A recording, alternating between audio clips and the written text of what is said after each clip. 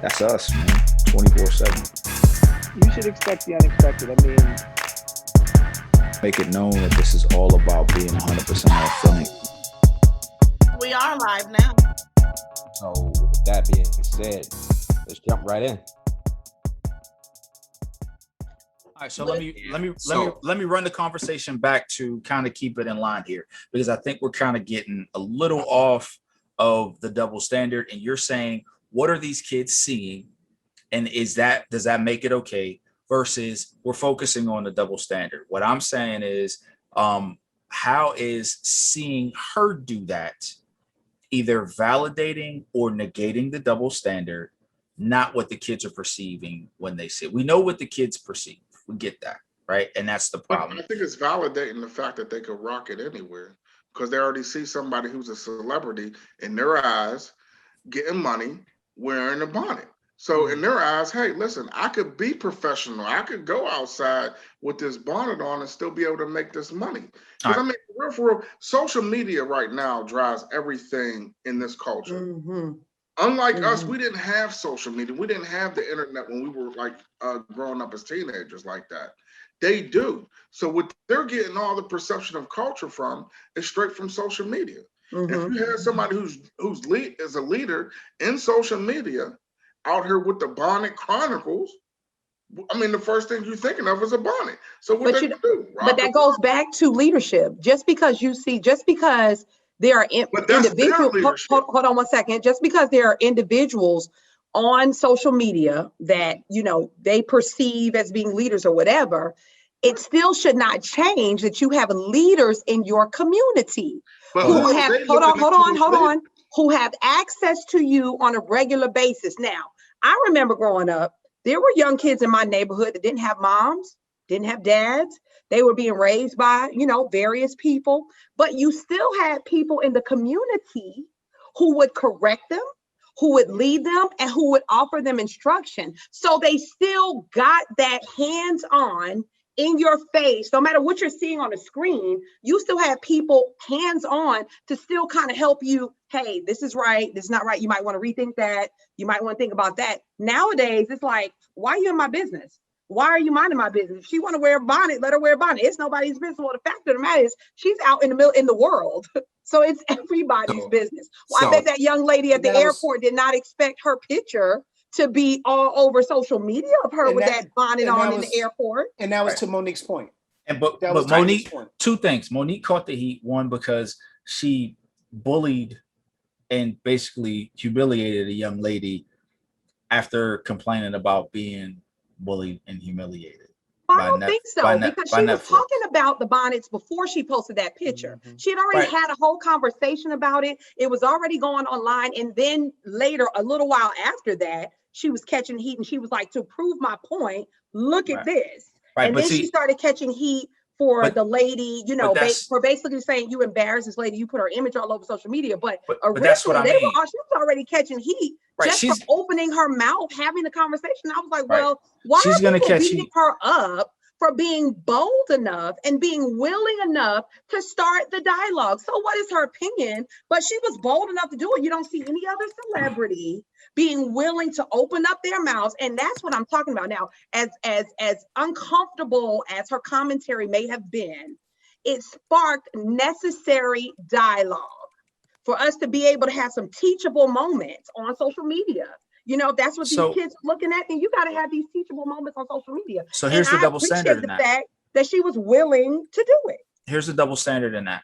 When Bill Cosby did it, right? When Bill Cosby did it, he caught heat when he said something crazy about the Black community. Remember, he caught heat as well, right? The question that I have for you, Velvet, just what you said. What is the difference in what she said, and it's her opinion, right? Mm-hmm.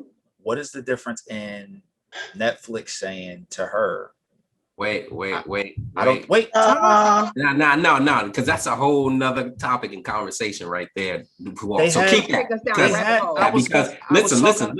Keep that thought. Keep that thought, because I would love for Velvet, April, and Radamez the Great to be back next week for us to talk about that point. I love that one. So I'm willing to discuss that one. Yeah, but just thinking about what we talked about and discussed today, I think it's fair to say that we all agree there's a double standard that men wear do-rags, and from a man's standpoint, we don't like to see women in bonnets, and from a woman's standpoint, they don't like to see women in bonnets. Listen, real quick. This generational. Real quick. It's not from their generation standpoint. Real quick. I just want to say two things. One, when I mentioned this to Crystal when we had our conversation, I think it was Saturday when it happened, she was not feeling where I was coming from. I just want to say that for the record. Two, I think it would be beneficial if we could find somebody in that age range to be a part of the show as well. That's all I'm saying. Ask your daughter. No, because she doesn't agree with it. Right. I'm trying to find somebody who. We just want somebody's opinion. She shouldn't have to agree. No. We want to find somebody that's going to validate these bonnets. Yeah. Well, then we need both sides of the coin. We need the perspective from their generation, from somebody who don't agree with it, and somebody who does. So, but if we're talking about double standards, then are we arguing is wearing a bonnet valid or not? No, I think now we're just showing bonnets. So we already know the double standard, like do-rags. I don't think wearing a bonnet out in the street should be done. But my point was, listen, if we're going, because a lot of people give a lot of heat to women wearing bonnets, especially women. Like women be tearing other women up about wearing because and how that happened is because when Shania said that this girl had this bonnet on, I blacked out.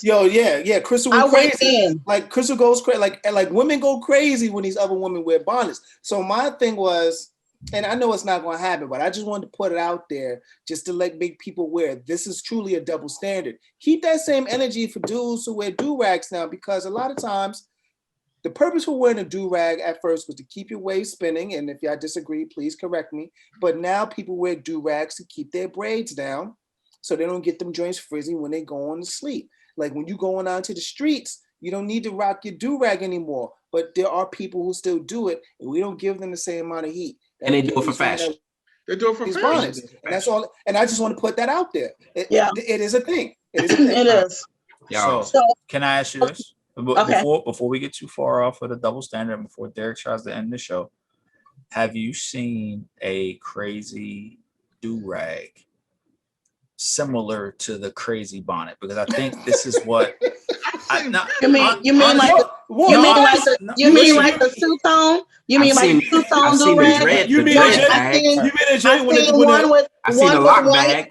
I've seen a white side and a red side. Right. And now let me ask you this. You see the Jay when the tail goes down to a dude's heels? Right. So when a guy wears you got a do-rag train. Right. When a guy wears one of those crazy do-rags, is that not the butt of all jokes? And is it not like clown like epically?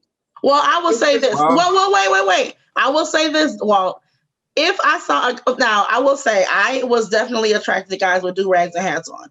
I will say that. But if that do-rag was not rolled up and tucked, I was like, what, did he just get out of jail? What the hell? Why does he have this? Why does he have the do-rag unrolled? Why is it hanging down? So, I mean, I'm just saying that is another way to wear the do-rag that would not have been acceptable for me. Yeah. So is it socially acceptable to wear because my point in the beginning of this is that big bonnet, that huge monstrosity of a thing is unnecessary. It is comical. That's the issue. If they they wear that because of the amount of hair they have, and a lot of Devin started the story off with a girl who had hair like mine. Yeah, I understand. Hold on. Devin, listen, wait. Because I don't want my daughter or her boyfriend to listen to this and be like, I'm trying to play his sister. I don't know how short her hair was. All I know said it was short. You said she had a haircut. It was short. But nobody said it was short. She cut it and nobody said that. That doesn't mean it was short. Right. Nobody said that. I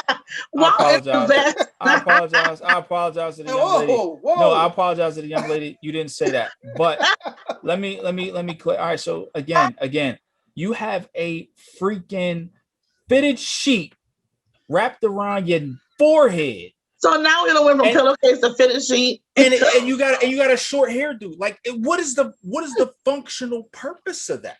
It was a fashion. It wasn't. No, hold on. No, it wasn't. And women are not wearing them to be fashionable. Wait, hold on. They're not wearing them to be fashionable. Wait a minute. Hold on. Now, the girl said that it wasn't a fashionable thing in this particular case.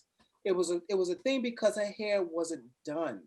Right. She didn't like the way it looked. She didn't like the way it looked. She didn't like the way it looked, so she put the bonnet on. She could have put a wig on. She could have put a scarf on. Nah. Wait, let me finish. Not in an amusement park. Let me finish. She could have wig at an amusement park. Let me finish. Nah.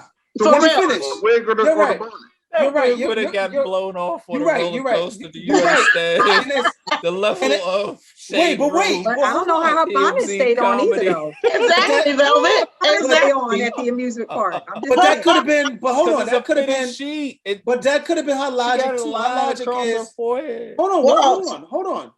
That could have been her logic too, man. Like if she had a wig on, that joint could have flew off if she got into the, But how the bonnet? How did the bonnet not fall off? I don't know. It's the there's no drawstring. There's no pins. It's just the there. Elasticity. It might have been, one of them tight. I don't know. Nah. So that part I can't speak on. I don't know. All I'm gonna say is bonnets are as ridiculous as men wearing units. No. That's a whole nother conversation. Let's not get that part on the rebel. That's a double standard too, though. That is double standard. That is a double standard too. It is a double standard. But let me ask you this. It's also a double standard how women get dogged out for wearing weave. Men say they don't like weave. They don't want their women with all this hair, this, that, and the other. But now you got men wearing legit weave. Velvet. No. I don't think it's a double standard there. I think Velvet. I think it's not acceptable. You're missing a double standard. I don't want to run my hand through no man's head and that mug come off. No, Velvet, it's not a double standard. It's not acceptable. Guys who wear weaves and being clowned about it is the double standard when women can wear weaves and that is socially acceptable for women to add extensions. Weave's been acceptable since that is acceptable. If a dude does it, it's like you're tripping. And just like the bonnets and women jumping on other females for wearing the bonnets. It's not okay for me to have a wig. It's not okay for me to have a mannequin head with my wig on it and you got a mannequin head with your wig on it. That is comical. But what I was gonna say is, all right. So let me ask you this: so is the fitted sheet on a woman's head the same as a dude wearing the multicolored do-rag? Is that not as ridiculous? It's ridiculous. It's pretty ridiculous, especially if it's hanging. Especially if it's hanging and not rolled up. Hey, listen, that's our opinion, right? Because there's going to be some shorty out there that like that. You know what I'm saying? And there's going to be some dude out there that don't mind the bonnet. So that's, that's all I'm saying. All I'm saying is the vitriol that is given to these women who are wearing bonnets by other women is far more greater than a dude who's wearing a two-tone do-rag. He gets clowned. He becomes the butt of all jokes. Not as much. Not really. Not so much. It's not the same level. It's not the same level. It's not the same amount of pressure at all. Yeah. Yo, and with that being said, we would like to thank you for rocking with us. We're going to run this back. We're going to run this back next week. Yes. Come back next week. Our guest today on tonight's show, Radamez the Great, our boy Marcus G, Velvet Washington, and April. You still there, April? Kelly.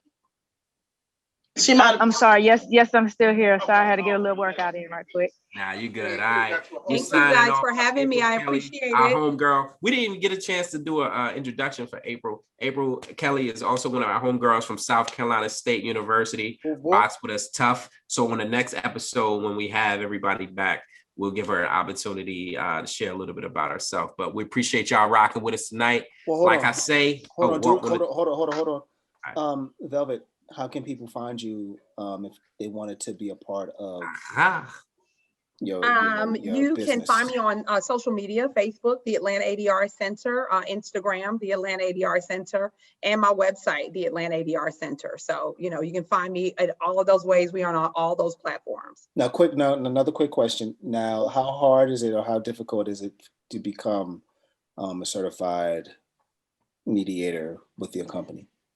It's not difficult. You know, there is base. Really, for those of you that don't see this, and it's even worse because of the person that's wearing it, or who is that? Not the person, but I forgot his name. He was on one of those reality shows. Oh my God! I forget what Not okay.